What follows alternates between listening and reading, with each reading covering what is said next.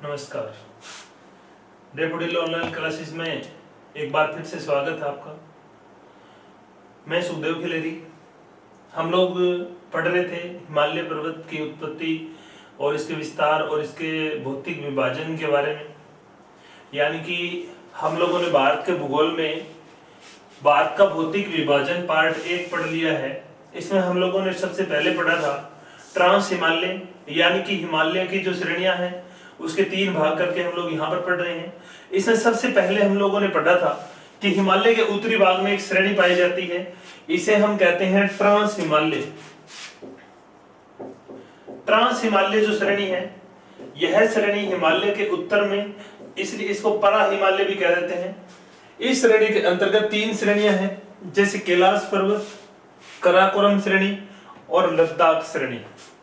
कैलाश पर्वत जो है वो मुख्यतः तिब्बत में पड़ता है। हम लोगों ने पढ़ा था कैलाश मानसरोवर झील है, यहाँ पे एक मानसरोवर नामक झील है। कैलाश मानसरोवर एक तीर्थ स्थल है। इसी झील के इर्द गिर्द से 3 नदियां सिंधु, सतलुज और ब्रह्मपुत्र का उद्गम होता है। इसके बाद में है काराकोरम हिमालय। भारत के सबसे उत्तर में जो श्रेणी पड़ती है उसका नाम है काराकोरम। काराकोरम हिमालय जो है, इसकी सर्वोच्च चोटी का नाम है केटू। केटू जो चोटी है वो भारत की सबसे ऊंची चोटी है, जो कि पाक अधिकृत कश्मीर में पड़ती है। लेकिन भारत में स्थित सबसे ऊंची चोटी है कंचनजंगा, जो सिक्किम में पड़ती है। काराकोरम श्रेणी में यहाँ पे कारगिल नामक युद्ध क्षेत्र है, जो विश्व का सबसे ऊंचा युद्ध क्षेत्र है। यहाँ पे सियाचिन नामक हिमनद या ग्लेशियर है, और यहीं पे भारत का सबसे ठंडा स्थान है द्रास। इसके दक्षिण में एक श्रेणी है लद्दाख। लद्दाख जो श्रेणी है या लद्दाख का जो क्षेत्र है वो हिमालय का, मुख्य हिमालय का वृष्टि छाया क्षेत्र है। इसलिए यहाँ पे वर्षा भारत की सबसे कम होती है, मात्र 6 सेंटीमीटर वर्षा के कारण लद्दाख जो क्षेत्र है यह शीत मरुस्थल है, यह भारत का एक ठंडा मरुस्थल है। इसके बाद में हम लोग ट्रांस हिमालय के बाद में जो दूसरा भाग, इसमें जो हिमालय की दूसरी महत्वपूर्ण श्रेणियों के बारे में पढ़ते हैं, तो वो है आपका हिमालय, यानी कि मुख्य हिमालय जो है उसका वर्णन हम लोग यहाँ पर करते हैं। हिमालय पर्वत का वर्णन हम लोग करेंगे। हिमालय पर्वत का भौतिक विभाजन हम लोग पढ़ेंगे। भौतिक विभाजन, हिमालय पर्वत का भौतिक विभाजन का मतलब यह है कि हिमालय की जो श्रेणियां हैं वो भौतिक या प्राकृतिक रूप से 3 श्रेणियों के रूप में बनी हुई है। तो एक होता है इसका प्रादेशिक विभाजन। प्रादेशिक विभाजन का मतलब यह है कि अलग अलग प्रदेशों में जो इसकी श्रेणियां पाई जाती है वो उसका प्रादेशिक विभाजन होगा। तो भौतिक विभाजन के अंतर्गत हम लोग पढ़ेंगे इसकी 3 श्रेणियां। इसकी सबसे पहले जो श्रेणी होती है, यानी कि भौतिक विभाजन में जो इसकी पहली श्रेणी है उसका नाम है महान हिमालय।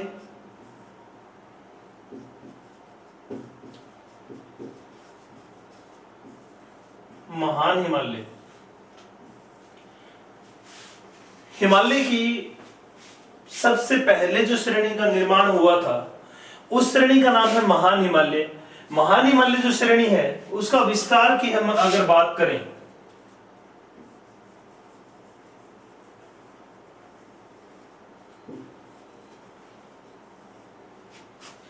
तो ये जो श्रेणी है वो पूर्व में सिंधु नदी से लेकर के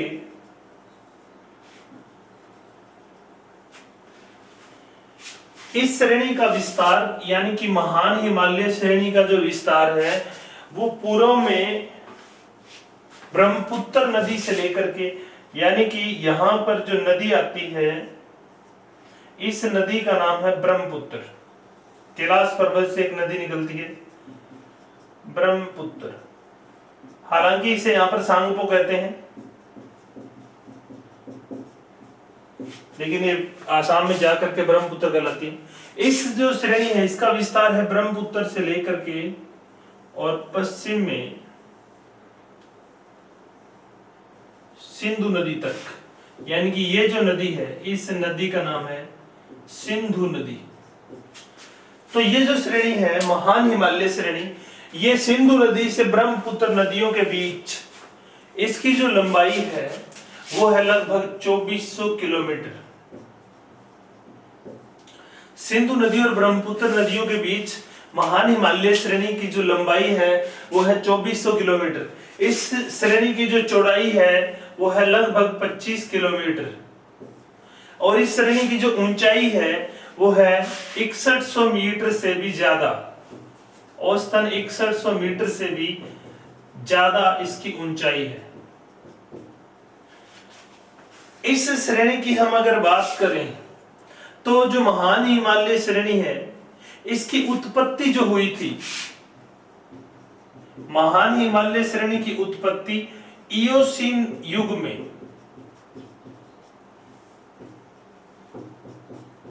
आज से 6.5 करोड़ वर्ष पूर्व हुई थी। इयोसीन युग में इसका जो निर्माण है वो आज से लगभग 6.5 करोड़ वर्ष पूर्व हुआ था।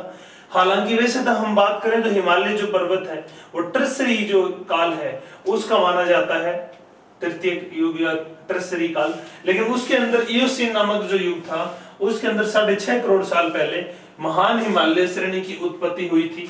महान हिमालय जो श्रेणी है ये 6100 मीटर से भी ज्यादा ऊंचाई, औसत ऊंचाई इसकी होने के कारण यहाँ पर दुनिया की सर्वोच्च चोटियां पाई जाती है और इस श्रेणी में ऊंचाई ज्यादा पड़ने के कारण सारा साल बर्फ पड़ती है, या हम यूं कहें कि हिमालय की यह श्रेणी जो है वो सारा साल बर्फ से ढकी रहती है, सारा साल बर्फ से ढकी रहती है। इसीलिए इसका दूसरा नाम पड़ता है या इसे कहते हैं हिमाद्री। सारा साल बर्फ से ढकी रहने के कारण इसका एक नाम और पड़ता है हिमाद्री। इसके अलावा इसे आंतरिक हिमालय भी कहते हैं, इसे आंतरिक हिमालय भी कहते हैं।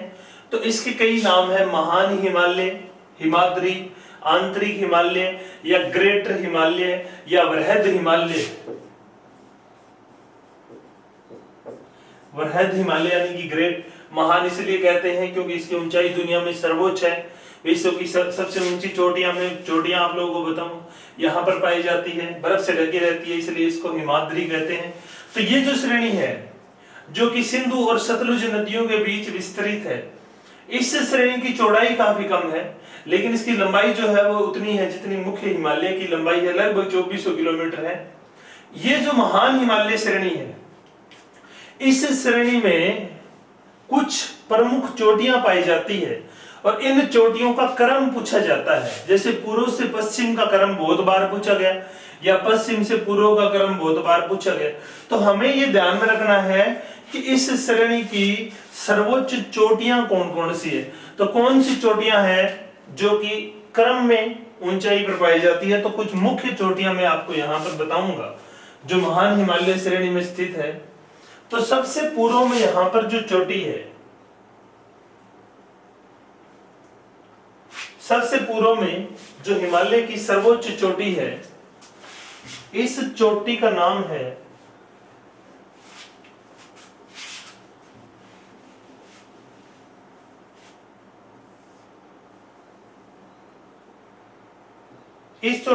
है नामचा बरवा।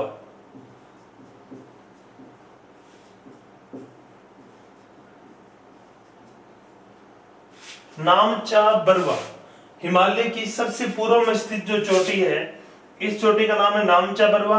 इस चोटी की जो ऊंचाई है वो है 7756 मीटर। अरुणाचल प्रदेश में पड़ती है नामचा बरवा चोटी जो कि 7756 मीटर ऊंची है। हिमालय की सबसे पूर्व में स्थित चोटी है, अरुणाचल प्रदेश में पड़ती है। यानी कि ये जो राज्य है इसका नाम है अरुणाचल। तो सबसे पूर्व में इसकी चोटी है नामचा बरवा। इसके बाद में इसकी दूसरी ऊंची जो चोटी है या पूर्व से पश्चिम की ओर हम जाते हैं तो एक और चोटी है यहाँ पे, इस चोटी का नाम है कंचनजंगा। कंचनजंगा जो चोटी है इसकी ऊंचाई है 8598 मीटर और ये पड़ती है सिक्किम में।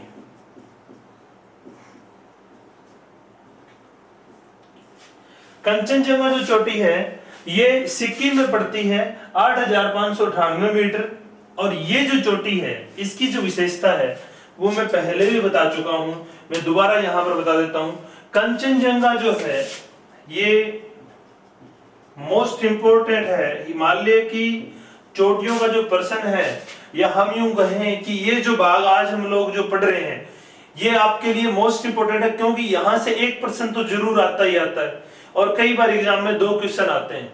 तो ये मोस्ट इंपोर्टेंट है। इसमें सबसे ज्यादा इंपोर्टेंट है चोटियां और इनका क्रम।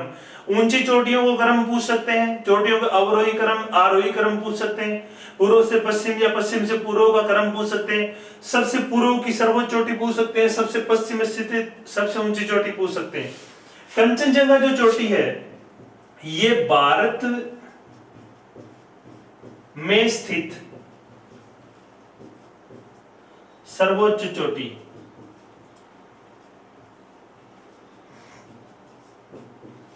भारत में स्थित सर्वोच्च चोटी का नाम है कंचनजंगा। या स्थित नाम भी आए तो सीधा ही भारत में सर्वोच्च चोटी का क्या नाम है, तो उसका नाम है कंचनजंगा। तो ये दूसरी ऊंची चोटी है। इसके बाद में इस क्षेत्र से हम और आते हैं तो पूर्व से पश्चिम की ओर हम जाते हैं, तो जो तीसरी ऊंची चोटी है उसका नाम है मक्कालू। मक्कालू इसकी ऊंचाई है 8,481 मीटर और मकालू पड़ती है नेपाल में। पूर्व से पश्चिम की ओर जाते हैं तो तीसरी ऊंची चोटी का नाम है मकालू चोटी। और मकालू चोटी कहां पड़ती है, मकालू पड़ती है नेपाल में। इसकी ऊंचाई जो है वो है 8,481 मीटर। मकालू जो चोटी है वो 8,481 मीटर है और पूर्व से पश्चिम की ओर बढ़ते हैं तो ये तीसरी ऊंची चोटी है। इसके बाद में जो नेक्स्ट ऊंची चोटी है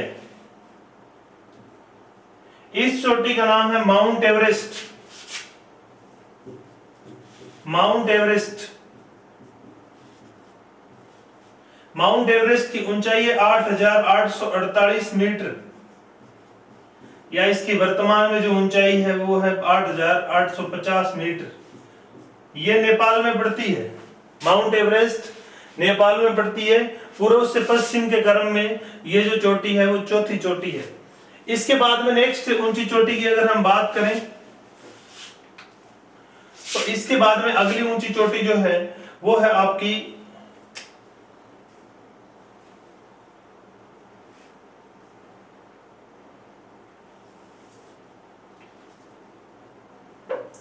माउंट एवरेस्ट के बाद में अगली चोटी है अन्नापूर्णा।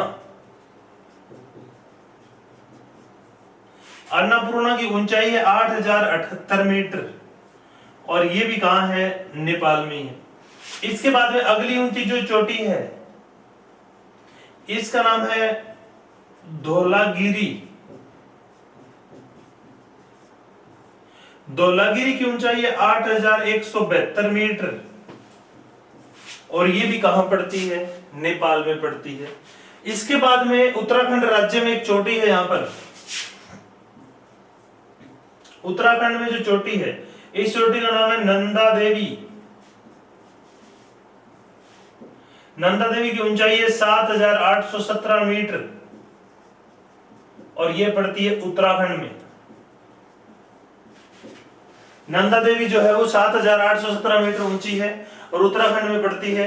इसके बाद में यहां पर सबसे पश्चिम में जो सर्वोच्च चोटी है, सबसे पश्चिम में जो चोटी है यहां पर, इस चोटी का जो नाम है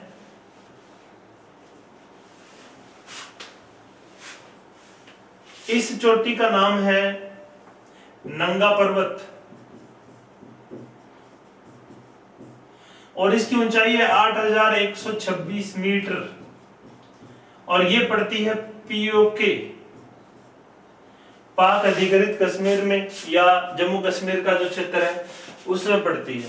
तो ये आप लोगों को ध्यान रखना है। मैं दोबारा बता देता हूं कि पूर्व से पश्चिम की ओर चोटियों का सही क्रम, सबसे पूर्व में जो चोटी है उस चोटी का नाम है नामचा बरवा, अरुणाचल प्रदेश में पड़ती है, ऊंचाई 7,756 मीटर है। इसके बाद में दूसरी जो चोटी है पूर्व से पश्चिम की ओर बढ़ते हुए, इस चोटी का नाम है कंचनजंगा। कंचनजंगा की ऊंचाई है 8,598 मीटर और कंचनजंगा पड़ती है सिक्किम में और भारत में स्थित सबसे ऊंची चोटी है। इसके बाद में जो चोटी आती है इसका नाम है मकालू। मकालू जो चोटी है ये नेपाल में पड़ती है 8,481 मीटर, तीसरी चोटी है पूर्व से पश्चिम की ओर। इसके बाद में जो चोटी है वो है माउंट एवरेस्ट, दुनिया की सबसे ऊंची चोटी 8,848 मीटर, वर्तमान में इसकी ऊंचाई 8,850 मीटर है। इसके बाद में अगली जो ऊंची चोटी है उसका नाम है अन्नपूर्णा। अन्नपूर्णा की ऊंचाई है 8,078 मीटर, ये नेपाल में पड़ती है। इसके बाद में पश्चिम की ओर जाते हैं तो नेक्स्ट चोटी है धौलागिरी। धौलागिरी की ऊंचाई 8,172 मीटर, ये भी कहां पड़ती है? नेपाल में पड़ती है। इसके बाद में है नंदा देवी। नंदा देवी की ऊंचाई है 7,817 मीटर और ये कहां पड़ती है? उत्तराखंड में पड़ती है। और इसके बाद में जो चोटी है उसका नाम है नंगा पर्वत। नंगा पर्वत पाकिस्तान के अधिकृत कश्मीर में पड़ता है, पीओके में, और इसकी ऊंचाई 8,126 मीटर। अब ये सारी की सारी चोटियां कहां पड़ती है? ये सारी चोटियां पड़ती है महान हिमालय में। एक चीज और जो मैं यहाँ पर आपको बता रहा हूं, ये जो टॉपिक है इस पे आपको जरूर ध्यान में देना है क्योंकि यहां से प्रश्न पूछा जाता है। तो ये तो सारी चोटियां जो मैंने आपको बताई है, नामचा बरवा, कंचनजंगा, मकालू, एवरेस्ट, धौलागिरी, नंदा देवी या नंगा पर्वत, ये सारी की सारी महान हिमालय की चोटियां हैं। लेकिन इस क्रम में एक चोटी और आती है जो महान हिमालय में नहीं है, ये ट्रांस हिमालय की एक चोटी है। ये जो चोटी है इस चोटी का नाम है K2, ऊंचाई 8,611 मीटर और ये पड़ती है पीओके में, पाक अधिकृत कश्मीर में। K2 पूर्व से पश्चिम के क्रम में नंगा पर्वत से पहले आती है, इसके बाद में लास्ट में नंगा पर्वत पड़ता है। तो ये हमें ध्यान में रखना है कि पूर्व से पश्चिम के क्रम में सबसे पश्चिम स्थित चोटी का नाम है नंगा पर्वत, लेकिन उससे पहले इस क्रम में जो चोटी है उसका नाम है K2। ये प्रश्न पिछली बार राजस्थान पुलिस में पूछा गया था, इसका क्रम पूछा गया था। एक प्रश्न जो और आया था वो था कि भारत में स्थित दूसरी ऊंची चोटी, भारत में स्थित दूसरी ऊंची चोटी। अब यहां पर आपको ध्यान देना है, भारत में स्थित पूछ रहा है ये, तो भारत में स्थित दूसरी ऊंची चोटी का नाम आएगा नंदा देवी। कहां पड़ती है? 7,817 मीटर पड़ती है उत्तराखंड में। भारत में स्थित दूसरी ऊंची चोटी का नाम है नंदा देवी। तो इस प्रकार का प्रश्न भी पूछ सकता है, भारत में स्थित सर्वोच्च चोटी कंचनजंगा, भारत में स्थित दूसरी ऊंची चोटी नंदा देवी, भारत की सर्वोच्च चोटी K2। इस प्रकार के जो प्रश्न है वो आपको ध्यान में रखना है। तो ये क्रम जो है, इस क्रम में कुछ 5-6 चोटियों के नाम आप जरूर याद में रखना कि जो 5-6 चोटियां पूर्व से पश्चिम के क्रम में या पश्चिम से पूर्व के क्रम में जो है वो किस प्रकार से है। अगर पश्चिम से पूर्व का क्रम पूछ ले तो नंगा पर्वत, K2, नंदा देवी। मेन की बात करें तो ये दो छोड़ दो, एवरेस्ट, कंचनजंगा और नामचा बरवा, ये 5 जरूर ध्यान में रखो। अगर आपको मुख्य 5 चोटियां भी अगर क्रम ध्यान है, अगर इसकी स्थिति ध्यान है कि ये कहां पड़ती है, तो आपका प्रश्न गलत नहीं होगा। क्योंकि इसमें क्वेश्चन जो आएगा, अगर 3 मिलान करने का प्रश्न आता है कि पूर्व से पश्चिम के क्रम में सही चोटियों का क्रम सुमेलित करें, इस प्रकार का प्रश्न पूछ लेगा। तो अगर 3 चोटियां भी आपको ध्यान है तो चौथी चोटी ठीक हो जाती है। तो थोड़ा सा क्रम आप ध्यान में रखना। मैं एक बार फिर से कह देता हूं कि ये आपके लिए किसी भी एग्जाम के लिए मोस्ट इंपोर्टेंट है। ये जो चोटियां हैं इनमें से एक प्रश्न जरूर आता है और कई बार 2 प्रश्न भी आ जाते हैं। तो महान हिमालय में दुनिया की सर्वोच्च चोटियां पाई जाती है और यहाँ पर जो पाई जाने वाली चोटियां हैं, ये चोटियां पूर्व से पश्चिम के क्रम में स्थित है और इनके क्रम के अकॉर्डिंग मैंने यहाँ पर सारी चोटियों की ऊंचाई, उनकी स्थिति और ये जो सारी जो है वो मैंने लिखवाई है। तो ये आप लोग ध्यान रखना। ये तो बात होगी महान हिमालय की ऊंची चोटियों की। इसके बाद में हम लोग बात करते हैं कि जो महान हिमालय जो श्रेणी है, इस श्रेणी की अन्य क्या विशेषताएं हैं। तो अन्य विशेषताओं में हम लोग पढ़ते हैं कि महान हिमालय श्रेणी जो है ये ट्रांस हिमालय से एक भ्रंश द्वारा अलग होती है। यानी कि एक वंश का नाम है, एक बोलते हैं इसको थ्रस्ट बोल देते हैं, सच्चर जोन, सच्चर जोन या hinge line, hinge line, Sachar zone या हिंज लाइन जो है वो महान हिमालय को, महान हिमालय जो है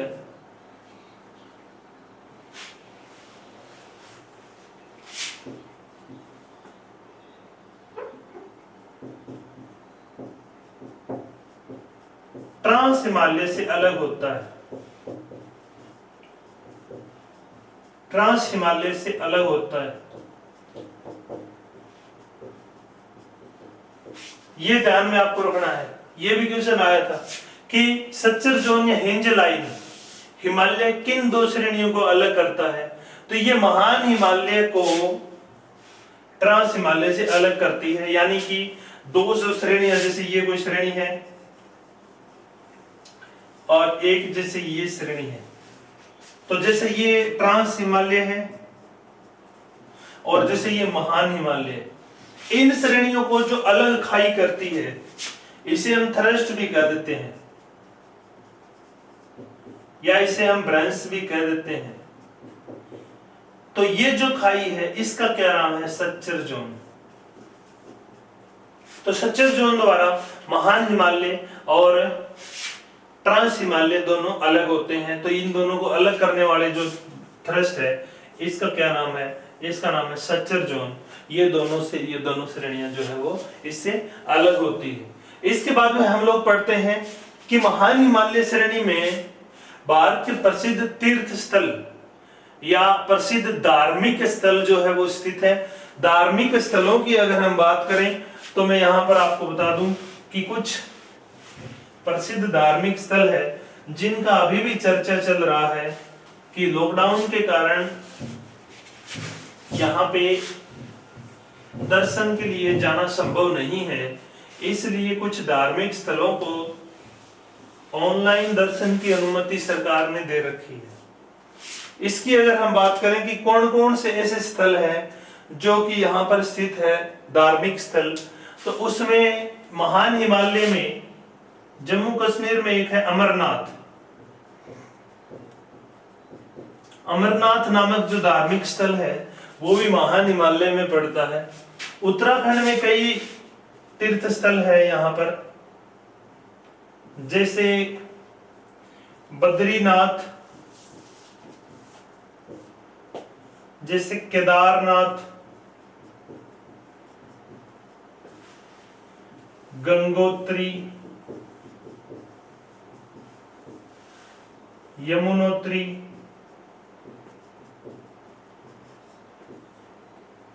एक है जोशीमठ,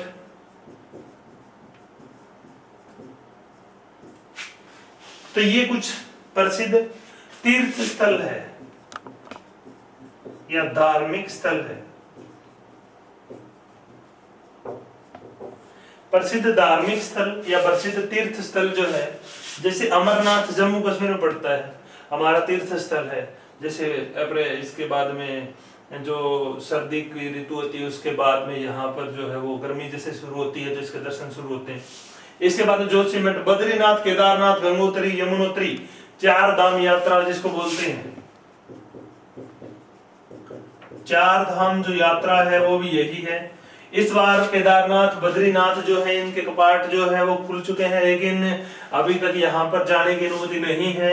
यहाँ ऑनलाइन जो दर्शन है उसकी सुविधा उपलब्ध है। तो ये वही जो तीर्थ स्थल है जो कि हिमालय में पड़ते हैं। तो ये कुछ धार्मिक तीर्थ स्थलों का जो है आश्रय है वो कहाँ है? वो महान हिमालय है। तो ये इस प्रकार से हो गया कि जो हम लोगों ने ट्रांस हिमालय पढ़ा था तो हमने पढ़ा था कि कैलाश पर्वत में कैलाश मानसरोवर नामक तीर्थ स्थल है वो वहां स्थित है तिब्बत में। और ये जो तीर्थ स्थल है ये मुख्यतः सारे के सारे कहां? जोशीमठ, बद्रीनाथ, केदारनाथ, गंगोत्री, यमुनोत्री, ये सारे के सारे उत्तराखंड में है। और ये J&K में जम्मू और कश्मीर जो है इसमें पड़ता है। तो इस प्रकार से ये कुछ हमारे तीर्थ स्थल है जो कि इस श्रेणी में स्थित है। तो महान हिमालय के बारे में हम लोगों ने पढ़ा कि महान हिमालय जो श्रेणी है वो हिमालय की सबसे ऊंची श्रेणी है। इसका निर्माण आज से 6.5 करोड़ वर्ष पूर्व ईओसीन युग में हुआ था। इसकी जो चौड़ाई है वो केवल 25 किलोमीटर है, इसकी ऊंचाई 6100 किलोमीटर से भी ज्यादा है। यह जो श्रेणी है इसमें दुनिया की सर्वोच्च चोटियां पाई जाती है, जिनके पूर्व से पश्चिम के क्रम में नामचा बरवा, कंचनजंगा, माउंट एवरेस्ट, नंदा देवी और नंगा पर्वत जैसी चोटियां पाई जाती है। इसमें कुछ तीर्थ स्थल है और यह जो श्रेणी है महान हिमालय, ये हिंज लाइन या सच्चर जोन द्वारा ट्रांस हिमालय से अलग होती है। इसके साथ ही ये तो बात होगी हमारी महान हिमालय की। अब हम बात करते हैं हिमालय की दूसरी महत्वपूर्ण श्रेणी।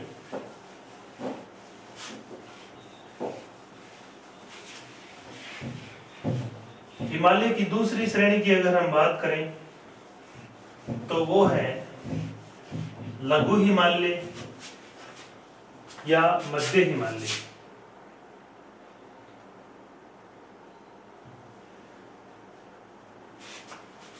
इसके दक्षिण में स्थित एक श्रेणी है जिस श्रेणी का नाम है लघु हिमालय या मध्य हिमालय। नंबर 2 जो श्रेणी है हमारी हिमालय का भौगोलिक विभाजन में दूसरी है लघु या मध्य हिमालय,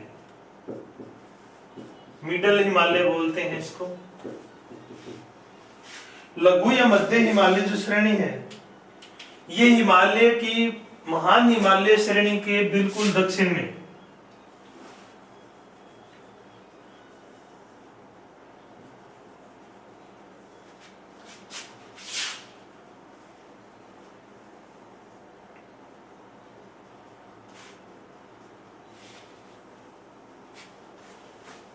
इस श्रेणी के बिल्कुल दक्षिण में, यानी कि ये महान हिमालय है और ये जो दूसरी श्रेणी है इसका नाम है मध्य हिमालय या इसे हम कहते हैं लघु हिमालय।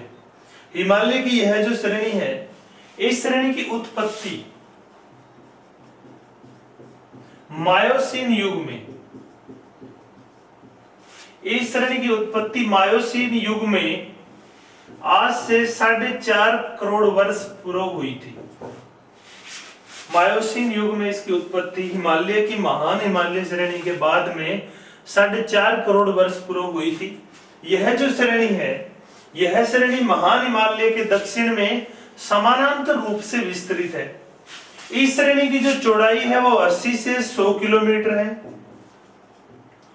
चौड़ाई की हम अगर बात करें तो इसकी ऊंचाई की हम बात करें तो इसकी जो ऊंचाई है वो है 3000 से 4500 मीटर। अधिकतम जो ऊंचाई है वो 4500 मीटर तक है इसकी।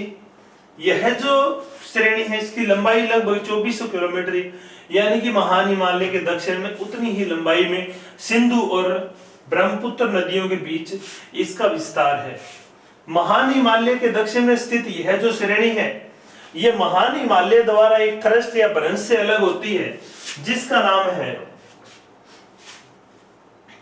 Main central thrust. Main central thrust या हिंदी में हम कहें मुख्य मध्य भ्रंश द्वारा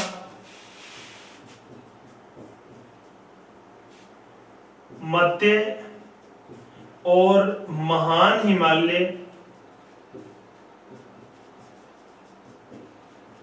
श्रेणियां अलग होती है, अलग होती है। मैन सेंट्रल थ्रस्ट या मुख्य मध्य भ्रंश द्वारा मध्य और महान हिमालय श्रेणियां अलग होती है। अब मैं थोड़ा सा एक मानचित्र यहाँ पे आप लोगों को बना रहा हूं, उसमें आप समझ जाओगे किस प्रकार से ये हिमालय की चारों श्रेणियां जो है वो एक दूसरे से एक भ्रंश द्वारा अलग होती है। जैसे सबसे पहले ये जो श्रेणी है, ये जैसे दूसरी श्रेणी है, ये जैसे तीसरी है और ये जैसे चौथी श्रेणी है। इस प्रकार से ये मुख्यतः 4 श्रेणियां हैं। यानी कि ये एक जो श्रेणी है ये इसका नाम है ट्रांस हिमालय, ये है ट्रांस हिमालय। अगर हम इस प्रकार से देखें, ये है महान हिमालय, ये है मध्य हिमालय और इसका नाम है शिवालिक। हिमालय की सबसे दक्षिण में स्थित जो श्रेणी है इसका नाम है शिवालिक हिमालय। अब ये अलग कैसे होती है? ट्रांस और महान को अलग करता है, मैंने अभी भी बताया, सच्चर जोन या हिंज लाइन। महान हिमालय और मध्य हिमालय अलग होते हैं मेन सेंट्रल थ्रस्ट द्वारा, यानी कि मेन सेंट्रल जो थ्रस्ट है वो महान हिमालय को मध्य हिमालय से अलग करता है। और मध्य हिमालय शिवालिक से जिस थ्रस्ट द्वारा अलग होता है उसका नाम है main boundary thrust. Main boundary thrust द्वारा मध्य हिमालय और शिवालिक जो श्रेणियां हैं वो अलग होती है। तो ये 4 श्रेणियां हैं, ट्रांस हिमालय और महान हिमालय सच्चर जोन द्वारा, महान हिमालय और मध्य हिमालय मेन सेंट्रल थ्रस्ट द्वारा, महान हिमालय और शिवालिक श्रेणियां जो है वो मेन बाउंड्री थ्रस्ट द्वारा अलग होती है। ये क्वेश्चन भी आया हुआ है पिछली बार, तो आपको यहां पर ध्यान देना है कि किन 2 श्रेणियों को कौन सा थ्रस्ट अलग करता है। तो इस प्रकार से ये थ्रस्ट जो है वो अलग करते हैं। इसके बाद में हम लोग पढ़ते हैं कि महान हिमालय या मध्य हिमालय जो श्रेणी है या जो लघु हिमालय है, मध्य हिमालय की और क्या क्या विशेषताएं। तो ये डायग्राम आपको ध्यान में रखना है कि सबसे उत्तर में है ट्रांस हिमालय, इसके बाद में है महान हिमालय, इसके नीचे है मध्य हिमालय और सबसे दक्षिण में आ जाएगा शिवालिक हिमालय। शिवालिक सबसे नीचा है, इसके बाद में ज्यादा ऊंचाई है मध्य हिमालय की, सर्वोच्च ऊंचाई है महान हिमालय की और महान हिमालय से कम ऊंचाई है ट्रांस हिमालय की। तो हिमालय की इन श्रेणियों में सर्वोच्च ऊंचाई है महान हिमालय की। ये भी चीज यहाँ पे क्लियर हो रही है। तो हम लोग यहाँ पर अब बात करेंगे मध्य हिमालय की मुख्य विशेषताओं के बारे में।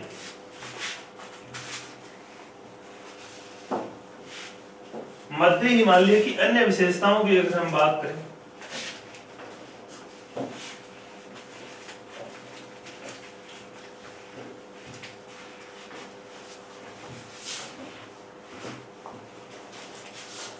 तो अन्य विशेषता ये है कि मध्य हिमालय जो श्रेणी है इसको जो जम्मू कश्मीर में इसका भाग पड़ता है, ये जो भाग है इसे कहते हैं पीर पंजाल। पीर पंजाल श्रेणी, इस श्रेणी का जम्मू और कश्मीर में जो भाग पड़ता है, मुख्यतः थोड़ा बहुत आजकल लद्दाख और जम्मू कश्मीर अलग अलग हो गए तो लद्दाख केंद्र शासित प्रदेश हो गया, तो ये जो भाग है इसका वो कहलाता है पीर पंजाल। इसके पूर्व में इसको हिमाचल प्रदेश में, यानी कि ये जो श्रेणी है इसको कहते हैं धौलाधर। धौलाधर कहां बोलते हैं इसको? हिमाचल प्रदेश में। मध्य हिमालय श्रेणी को जम्मू कश्मीर में पीर पंजाल और हिमाचल प्रदेश में धौलाधर के नाम से जाना जाता है। और एक प्रश्न एक बार आया था कि शिमला स्थित है, शिमला स्थित है, उसमें 4 ऑप्शन दिए थे, धौलाधर, पीर पंजाल, जास्कर या कुमायूं। तो इसका उत्तर क्या है? धौलाधर। शिमला जो है वो धौलाधर श्रेणी में स्थित है, हिमाचल प्रदेश की राजधानी। तो ये धौलाधर जो श्रेणी है यानी कि मध्य हिमालय को हिमाचल प्रदेश में धौलाधर के नाम से जाना जाता है। अब हम बात करते हैं कि जो मध्य हिमालय है इसकी अन्य क्या विशेषताएं। मध्य हिमालय जो श्रेणी है, इस श्रेणी को मनुष्य के पर्यटन केंद्र के रूप में जाना जाता है, या हम यूं कहें कि मनुष्य का जो आवास है या प्रसिद्ध जो नगर बसे हुए हैं वो इस श्रेणी में है। तो देवताओं का जो वास है वो तो कहां है? महान हिमालय में। यानी कि जो प्रसिद्ध धार्मिक तीर्थ स्थल जो है वो तो महान हिमालय में, लेकिन प्रसिद्ध पर्यटक नगर जो है वो कहां है? मध्य हिमालय में। तो मनुष्य के लिए जो पर्यटन केंद्र के रूप में जो नगर यहाँ पर बसे हैं वो यहाँ पर है। जैसे जम्मू कश्मीर में है श्रीनगर, या जैसे हिमाचल प्रदेश में शिमला, धर्मशाला, डलहौजी, मेघलोडगंज, कुल्लू, मनाली, या जैसे हम लोग बात करते हैं तो उत्तराखंड में मंसूरी है, या जैसे आप जाओगे तो काठमांडू है, इधर हम लोग जाएंगे तो जैसे गंगटोक है, दार्जिलिंग है। ये सारे के सारे जो प्रसिद्ध पर्यटक नगर है हमारे, वो कहाँ स्थित है? वो स्थित है मध्य हिमालय में। तो पर्यटक नगर जो है या पर्यटक स्थल जो है वो कहाँ है? वो मध्य हिमालय में स्थित है। मध्य हिमालय और महान हिमालय के बीच में दो विश्व प्रसिद्ध घाटियां पाई जाती है। विश्व प्रसिद्ध घाटियां,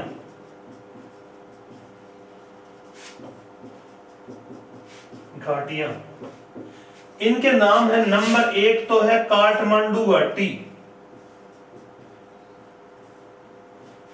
और दूसरी घाटी का नाम है कश्मीर घाटी।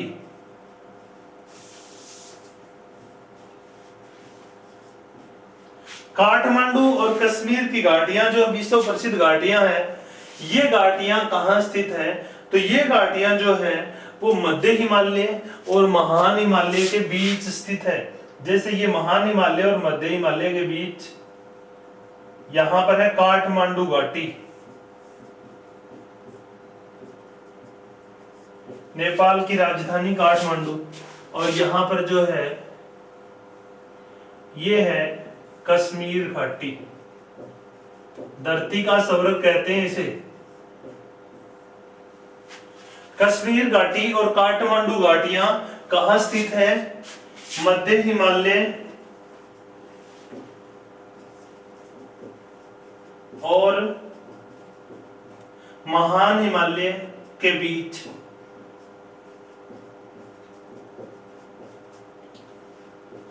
मध्य हिमालय और महान हिमालय के बीच स्थित है कश्मीर और काठमांडू की घाटियां।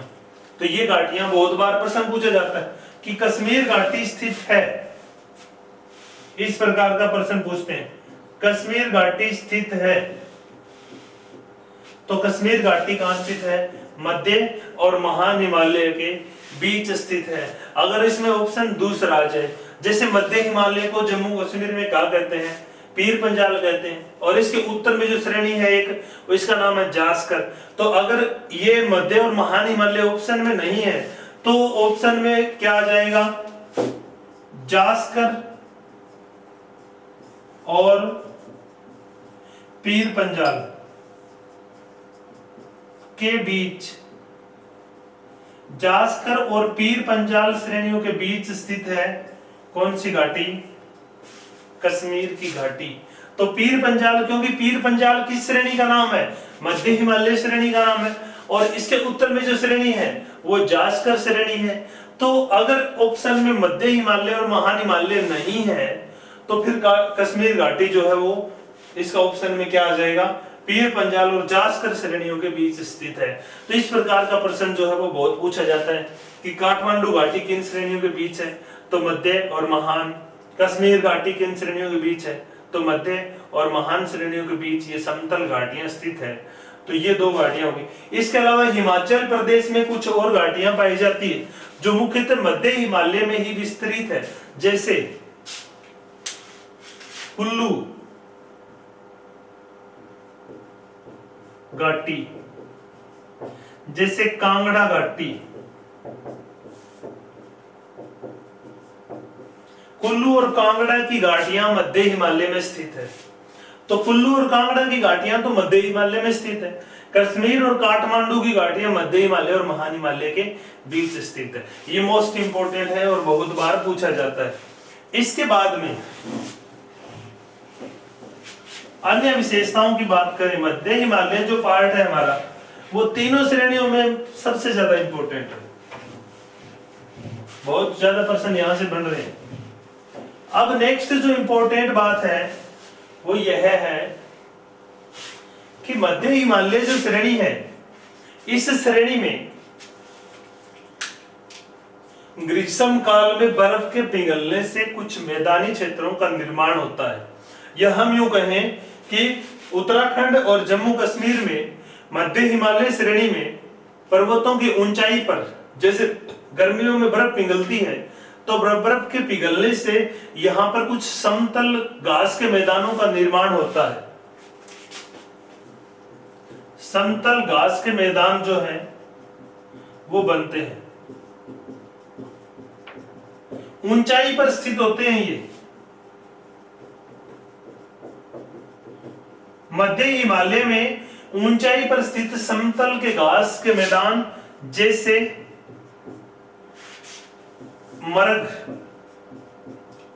मध्य हिमालय श्रेणी में ऊंचाई पर स्थित कुछ समतल घास के मैदान ग्रीष्म काल में बनते हैं, जैसे मरग। मरग जम्मू कश्मीर में पाए जाते हैं। जम्मू कश्मीर में इस प्रकार के घास के मैदानों को मरग कहते हैं। यानी कि मध्य हिमालय में ग्रीष्म काल में बनने वाले घास के मैदानों को जम्मू कश्मीर में मरग कहते हैं। जैसे गुलमर्ग, एक घास के मैदान, एक ग्रीष्मकालीन घास के मैदान में बसा नगर है गुलमर्ग। या जैसे सोनमर्ग, या जैसे टनमर्ग।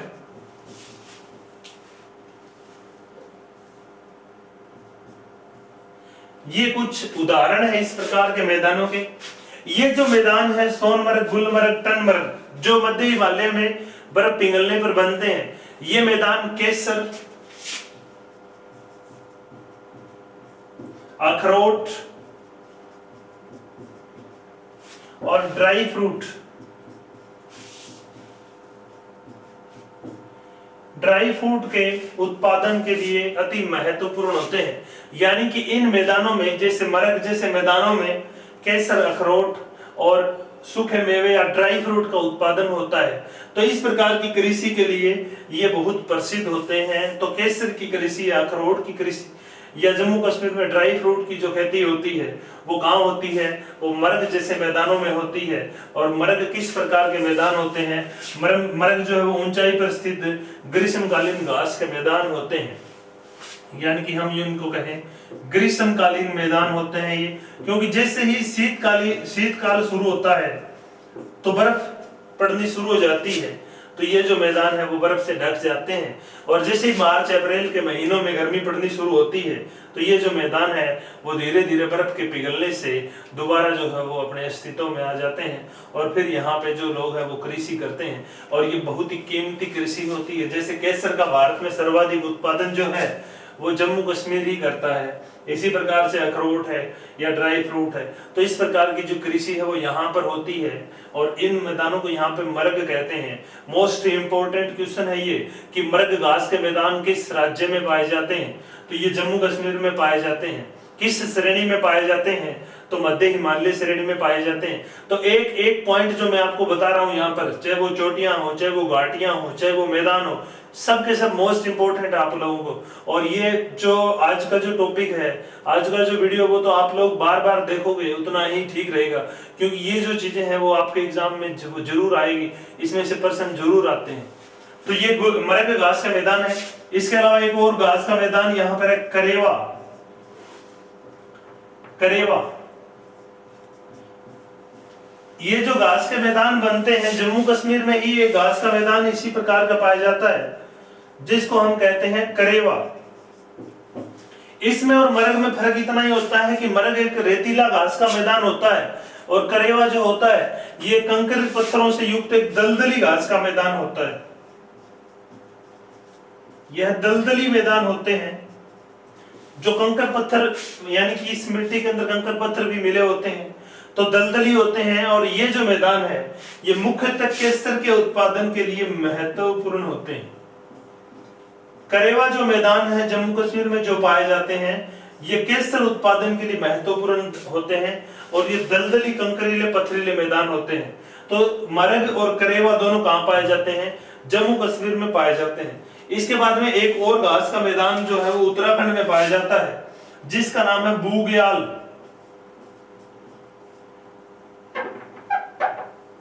बूग्याल या प्यार। ये जो घास के मैदान होते हैं बूग्याल या प्यार, ये उत्तराखंड में पाए जाते हैं। उत्तराखंड में पाए जाने वाले ग्रीष्मकालीन घास के मैदानों को क्या कहते हैं? तो इनको बुग्याल या प्यार के नाम से जाना जाता है। तो ये मोस्ट इंपोर्टेंट है हमारे लिए कि मध्य हिमालय श्रेणी में ग्रीष्म काल में बर्फ पिघलने से कुछ घास के मैदानों का निर्माण होता है, जैसे मर्ग, गुलमर्ग, सोनमर्ग इसके उदाहरण है। जैसे करेवा, दलदली मैदान होते हैं, दोनों कश्मीर में पाए जाते हैं। जैसे बुग्याल या प्यार उत्तराखंड में पाया जाता है।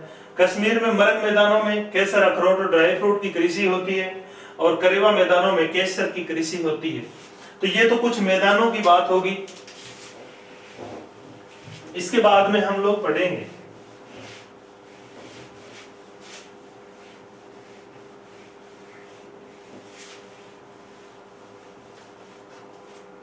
मध्य हिमालय जो श्रेणी है और इसके दक्षिण में जो श्रेणी है उस श्रेणी का नाम है शिवालिक। मध्य हिमालय श्रेणी में कोई विशेष ऊंची चोटी के बारे में बात नहीं आती, क्योंकि ये जो श्रेणी है इसमें 4500 या 5000 मीटर से ऊंची चोटियां नहीं पाई जाती। अब हम बात करते हैं नेक्स्ट जो पॉइंट है हमारा, यह जो हिमालय का भौतिक विभाजन का तीसरा जो टॉपिक है वो है हमारा शिवालिक। शिवालिक श्रेणी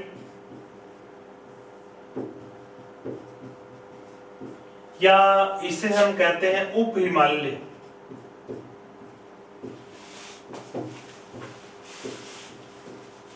शिवालिक श्रेणी या उप हिमालय हिमालय की भौतिक दृष्टि से तीसरी महत्वपूर्ण श्रेणी है, यानी कि मध्य हिमालय जो श्रेणी है इसके दक्षिण में एक श्रेणी का विस्तार है जिसे हम कहते हैं शिवालिक।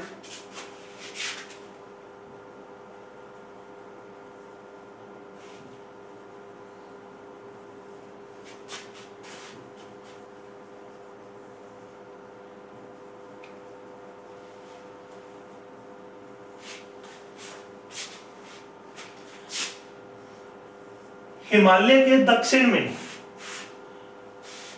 मध्य हिमालय के दक्षिण में कहीं पर समानांतर रूप से तो कहीं पर बिखरी हुई अवस्था में एक श्रेणी पाई जाती, यानी कि पूर्वी भाग में नेपाल के बाद जो भाग है इसका वो बिखरी हुई अवस्था में पाया जाता है। नेपाल से पश्चिम में कश्मीर तक ये जो है वो समानांतर पाई जाती है। ये जो श्रेणी है इसका जो निर्माण है वो हुआ था प्लायोसीन युग में। प्लायोसीन युग में आज से 1.4 करोड़ वर्ष पूर्व 1.4 करोड़ वर्ष पूर्व शिवालिक श्रेणी का निर्माण जो है वो हुआ था प्लायोसीन युग में। इसका मतलब ये है कि हिमालय की सबसे नवीनतम श्रेणी है और हिमालय की सबसे नीची श्रेणी है, यानी कि इस श्रेणी की जो औसत ऊंचाई है, शिवालिक की जो ऊंचाई है वो है 900 से 1500 मीटर। इसकी ऊंचाई बहुत कम है और कम ऊंचाई के कारण ही इसे उप हिमालय भी कहते हैं। इस श्रेणी की जो चौड़ाई है वो 25 से 40 किलोमीटर है। तो इस प्रकार से शिवालिक जो श्रेणी है वो हिमालय के दक्षिण में स्थित एक नीची और नवीनतम श्रेणी है। सबसे अंत में जो निर्माण हुआ है वो शिवालिक का निर्माण हुआ है, यानी कि इसमें क्रम पूछा जाता है तो दक्षिण से उत्तर की ओर हिमालय की श्रेणियों का क्रम, ये प्रश्न पूछा गया है। दक्षिण से उत्तर की ओर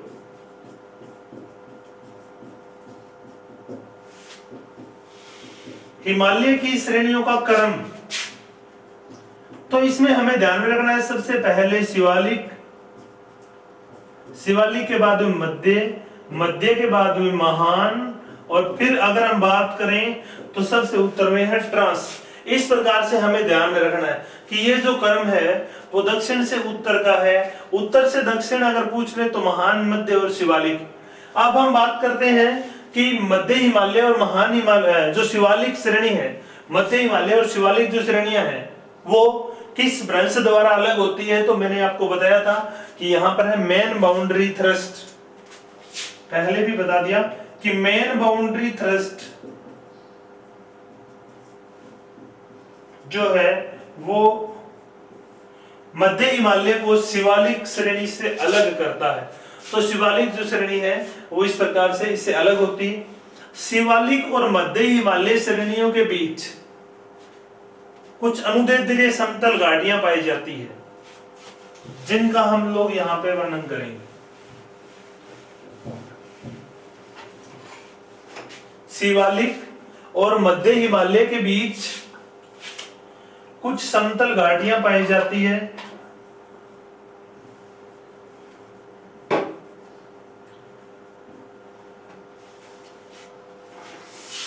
समतल घाटियां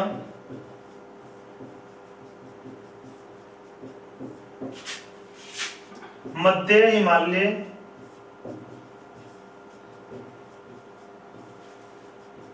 और शिवालिक के बीच पाई जाती है।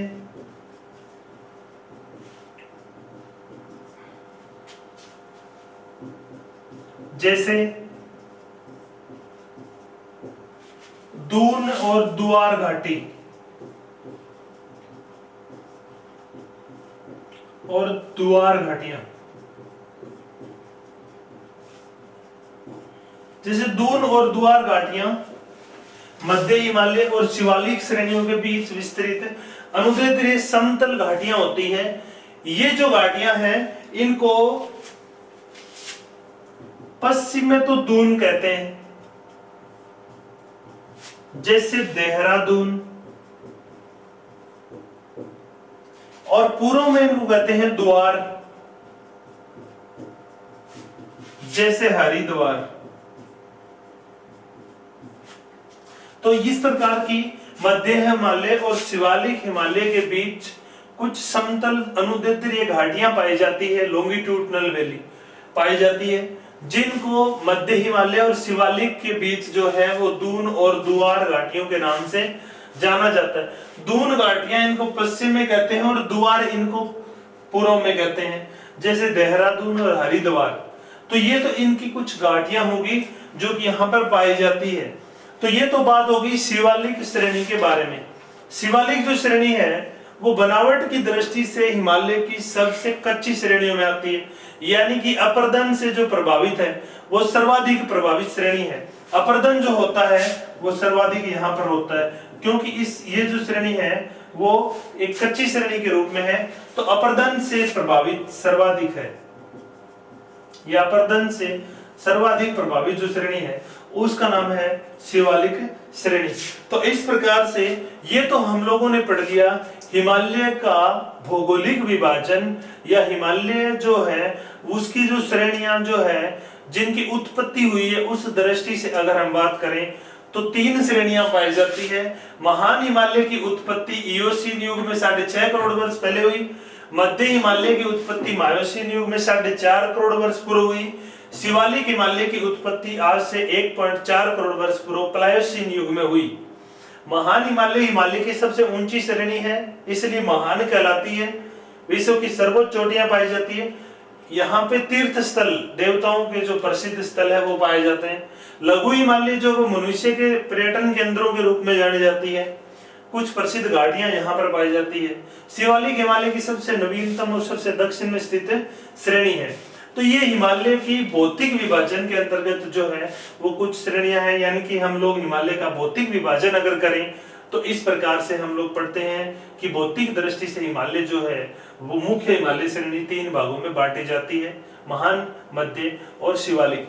इसके बाद में हम लोग बात करते हैं हिमालय का प्रादेशिक विभाजन, कि हिमालय जो है वो प्रादेशिक विभाजन की दृष्टि से किन किन श्रेणियों में बटा हुआ है। तो ये हम लोग पढ़ेंगे कल। आज के लिए इतना ही कि हिमालय का भौतिक विभाजन जो है ये ही हम लोग पढ़ेंगे। आप लोगों को ये टॉपिक कैसा लगा इसके बारे में आप लोग कमेंट करके जरूर बताएं। वीडियो अच्छा लगा तो लाइक और शेयर भी करें। धन्यवाद।